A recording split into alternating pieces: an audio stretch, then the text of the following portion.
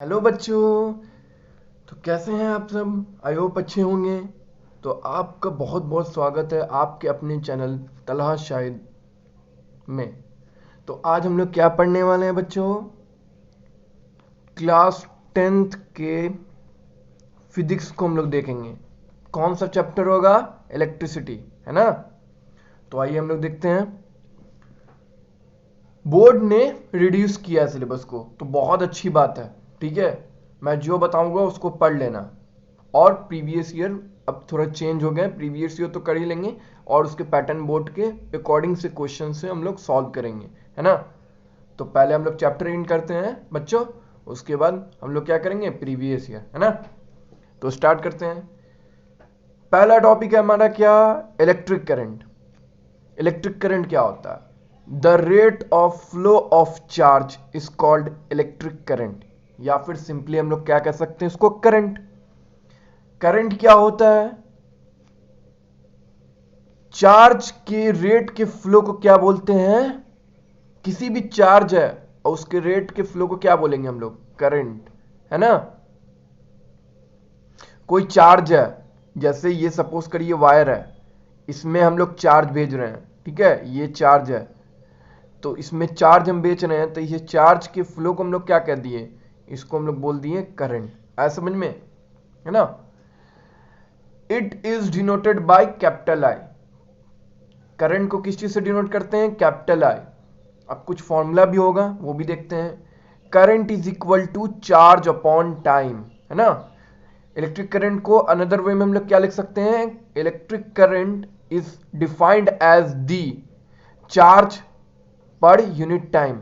जितना चार्ज में टाइम लगेगा उसको हम क्या बोलेंगे? करंट, है ना?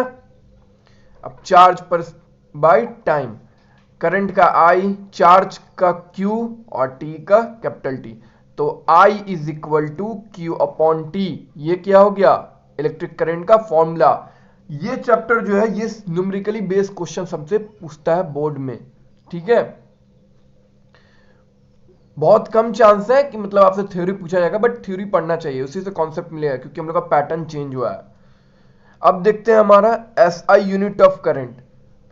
कैसे हम पहचाने कि ये करंट है ना? कैसे पहचाने कि ये करंट है? एम्पेयर।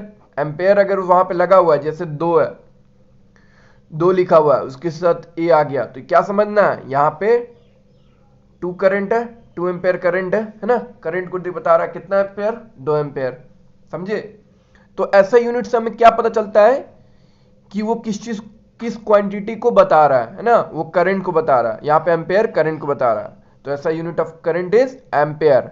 शॉर्ट फॉर्म में ये भी लिख सकते हैं, है ना? अब हम लोग क्या देखते हैं? चार्ज। नेक्स्ट हमारा टॉपिक क्या होगा? Charge. Charge is a fundamental particle in an atom. Charge क्या है? एक फंडामेंटल पार्टिकल है, किसका? एटम का, जो कि पॉजिटिव चार्ज भी हो सकता है और नेगेटिव चार्ज भी हो सकता है ना? पॉजिटिव नेगेटिव रहेगा तभी ना वो जाके, पॉजिटिव और नेगेटिव चार्ज है तभी ना ये जाके अट्रैक्ट होगा, नहीं तो रिपेल कर जाएगा ना। तभी ना हमारा क्या होता है, बैटरी या कोई चीज वर्क करता है। पॉजिटिव या नेगेटिव नहीं रहेगा तो कैसे हमारा बल्ब जलेगा, है ना? अब चार्ज है तो उसका ऐसा यूनिट भी होगा, है ना? ऐसा unit of charge is coulomb. Coulomb का स्पेलिंग देख लो, सब मिस्टेक करते हैं, COULOMB, कोलम। नहीं पढ़ने आ रहा है तो शॉर्ट मतलब एक ट्रिक थोड़ा फनी, को, CO को, CO को, COU को, LOMB, कोलम, है ना? और कैपिटल सी इससे डिनोट करेंगे किसको? चार्ज को। अब यहां पे देखिए, 1 कूलम चार्ज का फॉर्मूला कभी कभी पूछ देता है हमें, कभी कभी हमें ये बोर्ड में पूछता है कि 1 कूलम चार्ज इज इक्वल, या फिर कोई न्यूमेरिकल दिया हुआ है उसको सॉल्व करने के, तो क्या होगा? 1 कूलम चार्ज कितने इलेक्ट्रॉन्स होते हैं?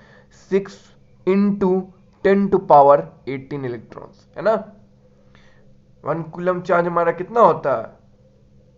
कोई यहां पे ये चार्ज है, ठीक है? ये चार्ज है, ये कितना होगा? 6 इंटू 10⁻18 इलेक्ट्रॉन्स, है ना? Current is measured by ammeter. अब पूछेगा कोई कि फिल इन द ब्लैंक्स में आया हुआ, मान लो सपोज करो, या फिर ऑब्जेक्टिव में current is measured by dash, तो क्या लिखेंगे? एमीटर।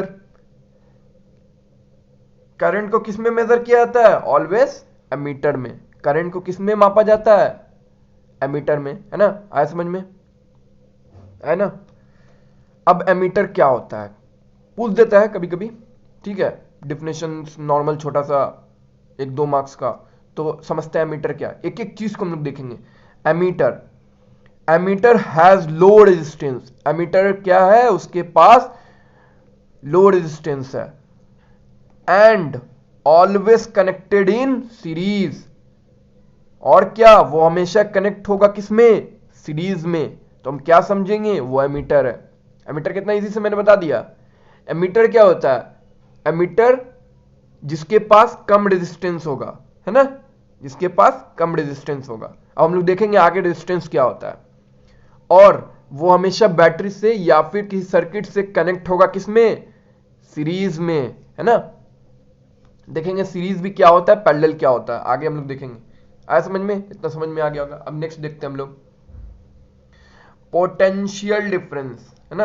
अब पोटेंशियल डिफरेंस भी देख लेते थोड़ा। आइए पोटेंशियल डिफरेंस। तो पोटेंशियल डिफरेंस क्या होता है? नेक्स्ट टॉपिक हमारा work done to move a unit charge from one point to another point. एक चार्ज को दूसरे चार्ज तक जाने में जितना वर्क लगता है ना, उसको हम लोग क्या बोलते हैं? Potential difference. आ समझ में? कोई एक चार्ज है, चार्ज 1, इसको मुझे यहां भेजना है चार्ज 2, तो इसमें जितना वर्क लगेगा ना, उसको बोल दिया पोटेंशियल डिफरेंस। आ समझ में? एकदम बेसिक्स। या फिर कोई जैसे कोई बॉक्स रखा हुआ है ना?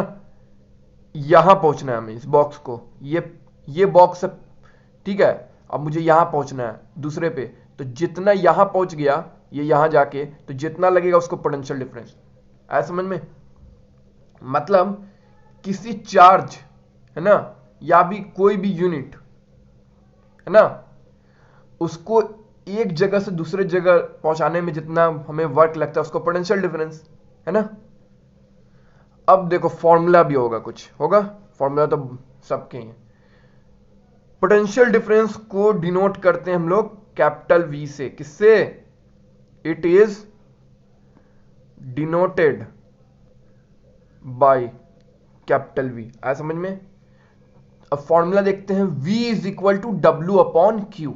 हमें बस फॉर्मूला सब याद रखना और बेसिक्स हमें कॉन्सेप्ट याद रखना है, रटना नहीं है, इसको समझा दूंगा, ठीक है? V is equal to W upon Q. Chapter इन होते हुए भी मैं नोट्स प्रोवाइड कर दूंगा। अब क्या है? ऐसा यूनिट ऑफ पोटेंशियल डिफरेंस। अब कैसे पहचाने की पोटेंशियल डिफरेंस है? तो उसका कुछ यूनिट होगा। हाँ, वोल्ट है, तो वोल्ट से हमें क्या समझ में आ रहा है सर? पोटेंशियल डिफरेंस, है ना? अब आइए देखते हैं। वोल्ट क्या दिया, तो एक क्वेश्चन बनता है यहां से वीवीआई। वेरी वेरी इंपॉर्टेंट, हर बार पूछ देते हैं बोर्ड वाले। क्या करेंगे? पूछना तो है ही, कहां से लाएंगे क्वेश्चन? यहीं से ना। 1 वोल्ट क्या होता है? तो 1 वोल्ट क्या होता है, अब हम वो भी देखते हैं। When 1 joule of work is done in carrying 1 coulomb charge, then potential difference is called 1 volt. आया समझ में? अभी नहीं आया।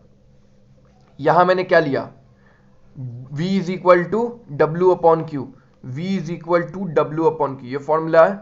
मैंने बोला वर्क डन में 1 जूल, वर्क जूल में होता है, और चार्ज भी ले रहा हूं कितना? 1 कूलम। तो जितना हमारा होगा वो 1 वोल्ट होगा, तो उसी को क्या बोल दिया? 1 वोल्ट। आया समझ में? कितना इजी बता दिया, है ना? 1 वोल्ट क्या होगा? जब हम वर्क डन कितना ले रहे हैं? 1 जूल। चार्ज कितना ले रहे हैं? 1 कूलम। तो जो वर्क डन अपॉन यही जो चार्ज होता है, इसी को ना 1 वोल्ट बोलते हैं। तो हमारा क्या मिल जाएगा? हमें 1 वोल्ट मिल जाएगा। आया समझ में? अब पोटेंशियल डिफरेंस को मेजर किसमें करते हैं? वोल्ट मीटर में। ये आ सकता है, potential difference is measured bye volt meter. आया समझ में?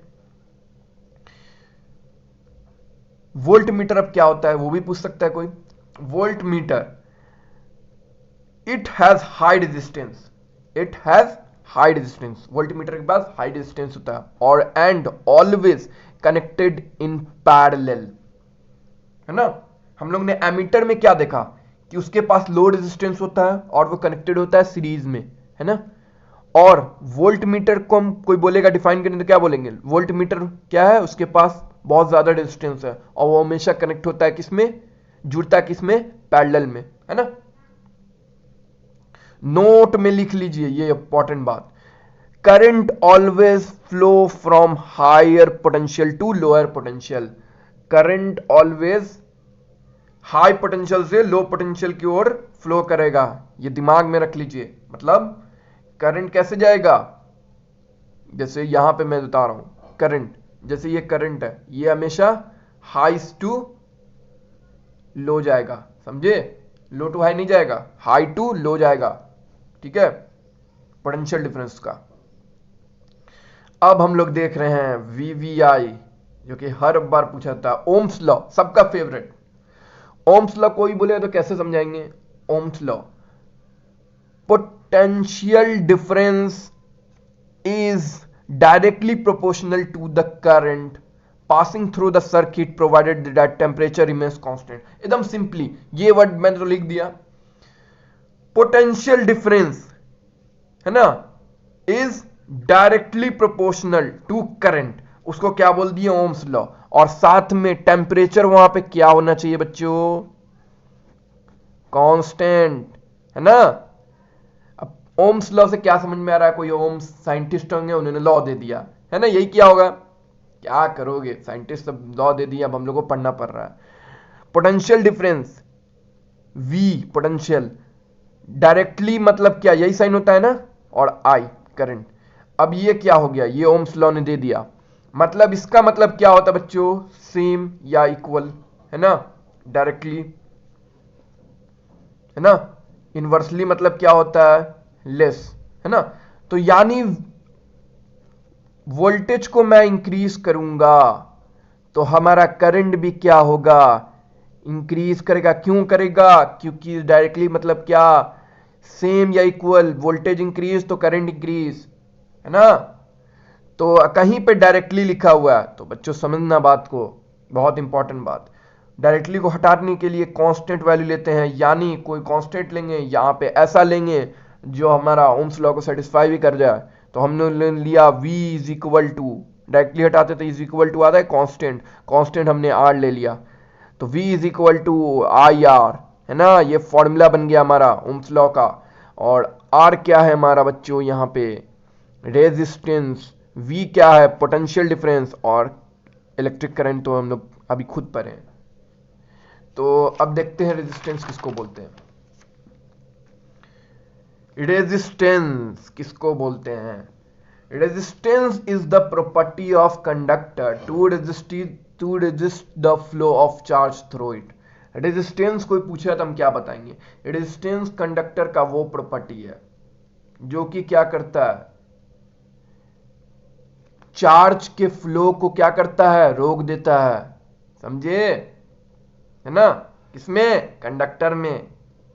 अभी भी नहीं समझ में है, एक बार और समझते हैं। रेजिस्टेंस वैसा प्रॉपर्टी है, ठीक है, जो कि क्या करता है, कंडक्टर में चार्ज के फ्लो को रोक देता है, आया समझ में। ये चार्ज जा रहा है, ठीक है, ये कोई चार्ज जा रहा है, इस पे आके रेजिस्टेंस लग गया, रेजिस्टेंस लग गया कंडक्टर में, तो ये क्या है, रोक रहा है, समझ रहे। या फिर इन बॉक्स, या फिर किसी आदमी को हम नहीं जाने देना है यहाँ पे, तो यहाँ पे फोर्स लगता है, मतलब किसी को रोक रहे हैं तो फोर्स लगा के, लेकिन कंडक्टर में करेंगे तो क्या होगा, कंडक्टर में वायर होगा, कंडक्टर, है ना, तो उसको रोकने के लिए इसमें इधर नहीं जाने देंगे हम, यहीं से यहाँ तक, तो वहां पे रेजिस्टेंस लगाएंगे, समझे। अब ऐसा यूनिट रेजिस्टेंस का क्या होता है बच्चों, ओम होता है ना, ओम, ओम, है ना, ओम, OHM ओम लिख लीजिए, या फिर ओम ऐसे। 1 ओम इज इक्वल टू क्या होता है, कोई बोलेगा तो बता पाओगे, हाँ यस सर बता दूंगा हम लोग, 1 वोल्ट डिवाइडेड बाय 1 एम्पेयर। अब इसको लिखने का तरीका, जब पोटेंशियल डिफरेंस हमारा 1 वोल्ट था, एंड करंट सर्किट में 1 एम्पेयर था, तो रेजिस्टेंस यानी 1 ओम हमें, मतलब हमें रेजिस्टेंस कितना मिलेगा, हमें 1 ओम मिलेगा। आया समझ में, आया ना। अब देख लेते हैं factors on which the resistance of a conductor depends. कोई रेजिस्टेंस है कंडक्टर में, वो किस चीज पे डिपेंड करता है, तो कुछ फैक्टर्स होंगे, उनको देखते हैं। आइए, resistance of a uniform metallic conductor, metallic conductor यानी मेटल का बात हो रहा है, तो किस किस पे डिपेंड करेगा कंडक्टर। पहला, directly proportional to the length of conductor, वो प्रोपोर्शनल होगा किसके, लेंथ के, है ना, कंडक्टर के लेंथ के। Inversely proportional to the area of cross section, inversely होगा, इनवर्सली का मतलब यही ना होता है बच्चों, ये आ जाए 1 कर देंगे और डिवाइड में जो भी बोलेगा एरिया बोल रहा है, यही होगा ना, एरिया ऑफ क्रॉस सेक्शन से वो इनवर्सली प्रोपोर्शनल कौन, रेजिस्टेंस। और पहला रेजिस्टेंस डायरेक्टली प्रोपोर्शनल होगा लेंथ से, तीसरा थर्ड डायरेक्टली प्रोपोर्शनल होगा टेम्परेचर से, fourth depend on nature of material, वो किस चीज पे डिपेंड करेगा हमारा रेजिस्टेंस, नेचर ऑफ मटेरियल पे डिपेंड करेगा, है ना, ये याद रख लेना। किस कोई पूछेगा हमारा रेजिस्टेंस, किसी कंडक्टर का रेजिस्टेंस किस पर डिपेंड करेगा, नेचर ऑफ मटेरियल पे। आया समझ में। अब देखिए यहां से एक निकलेगा हमारा क्या, देख लेते हैं। हम लोगों ने पहला देखा क्या, कि रेजिस्टेंस किस पर डिपेंड करता है, लेंथ पर, और रेजिस्टेंस इनवर्स दूसरा डिपेंड करता है उसके इनवर्सली प्रोपोर्शनल किसके, area of cross section. Combining equation first and second बच्चों, हो गया, इतना समझ में आया। आर तो सेम, ये लिखा गया, एल यहां से ले लिया एंड ए लिख दिया। अब मैंने फिर बोला डायरेक्टली आ जाए, यानी क्या, इज इक्वल टू लेके अब यहां कोई कांस्टेंट लेंगे, ऐसा कांस्टेंट जो इसको सेटिस्फाई करेगा, एल बाई ए। यहां पे आर क्या है बच्चों, रेजिस्टेंस, है ना, क्या होता है, जो कि कंडक्टर में चार्ज के फ्लो को रोकता है, रो रेजिस्टिविटी, है ना। एल क्या है हमारा, लेंथ ऑफ कंडक्टर, और ए क्या है हमारा, एरिया ऑफ क्रॉस सेक्शन, है ना, एरिया ऑफ क्रॉस सेक्शन है हमारा। अब हम लोग नेक्स्ट वीडियो में हम लोग क्या कवर करेंगे, रेजिस्टिविटी, उसके बाद हम लोग क्या देखेंगे, कॉम्बिनेशन ऑफ रेजिस्टर्स, उसके बाद हीटिंग इफेक्ट। मजा आया होगा अभी बच्चे लोग को, है ना। तो आज हम लोग ने कंप्लीट कर लिया हमारा इलेक्ट्रिसिटी का कुछ कुछ टॉपिक। तो मिलते हैं अगले वीडियो में। प्लीज़ मेरे चैनल को सब्सक्राइब करो, तलहा शाहिद दाम का चैनल होगा, फोटो मेरा ही होगा, ठीक है। तो मिलते हैं अगले वीडियो में। See ya, have a nice day, bye.